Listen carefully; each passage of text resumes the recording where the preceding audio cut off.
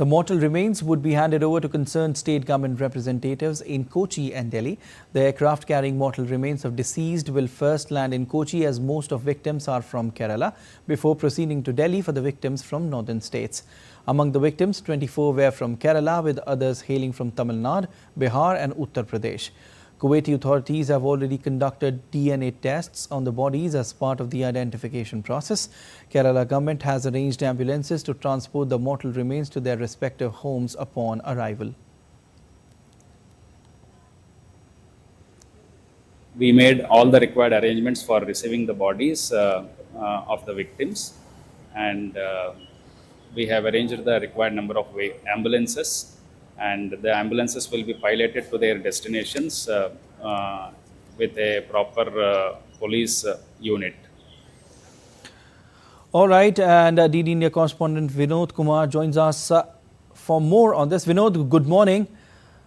Good morning. After the tragic incident, an Air Force special aircraft carrying the mortal remains of 45 nationals will arrive in southern Indian city of Kochi. What's the latest you're getting for us? Well, this fire incident, which has cast a somber shadow over both the expatriate community in Kuwait and India, has highlighted severe safety lapses. Of the 50 people which is presumed to be dead, one is not yet confirmed, 45 are from India and 23 is from our state of Kerala. Kuwait's Interior Minister Sheikh Fahad has vowed to address the issues of labor overcrowding and neglect, warning that any buildings violating safety regulations will face closure. Yesterday, 2 persons are remanded by the Kuwait public prosecution. One is a local Kuwaiti citizen, and the other is an expatriate, which is our Kerala-based businessman and the owner of this building, which was gutted in the fire. This blaze, which devastated a 6-story building, was exacerbated by around 2 dozen gas cylinders on the ground floor and inflammable materials.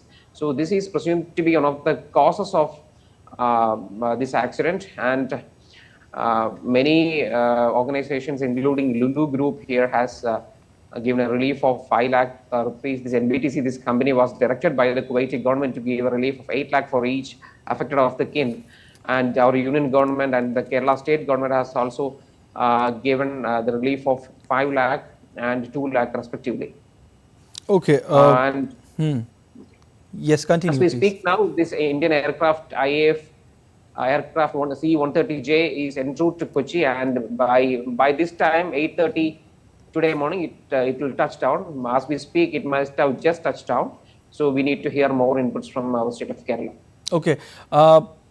Now, Vinod, there have been speculations on what actually caused the incident. You were just telling us any information on that, what actually caused the incident? Yes, because yes, some people saying the fire force, which is called the civil defense here, has taken an inspection of the area, and the cause has been attributed to electrical malfunction, and inflammable materials were stored in the kitchen on the ground floor. So these are the 2 things which triggered the fire. And on a broader context, Siddharth, I must tell you that for the sake of our viewers, many conditions that prevailing in the current environment are conducive to fire. For example, here in this Arabian Peninsula, especially Kuwait, and this entire peninsula is a desert area, and the average temperatures are quite high. So the geography itself is very conducive for heat, and for any fire incident to happen, there has to be a necessary and a sufficient condition. The necessary condition is that there is some sort of a trigger in the form of a short circuit or an electric malfunction, or it can come from a gas, or it can come from human negligence. The sufficient factor is that enough combustible materials has to be around. In this case, combustible materials was reported to be around, like cardboards. The partition of the rooms were made out of flammable material like cardboards, paper, and other daily use items, curtains and clothes were reported to be there. For a general context, as the temperature of the entire globe is warming due to global warming, more and more of ACs we are using, especially in a country like India or world over. We are using more and more conditions, and this causes a load bearing of the electrical circuit of our buildings. For example, we might be having a rated load of 2 kilowatts. If you approach that 2 kilowatt or more, the electrical circuitry of your house or any industrial area will not be able to take a bear. And over a long period of time, unlike the buildings of the past means 1,000 years. Definitely, precautions are to be, taken. Has to be taken. Definitely. Vinod, thank you for all those details. Well, India rejected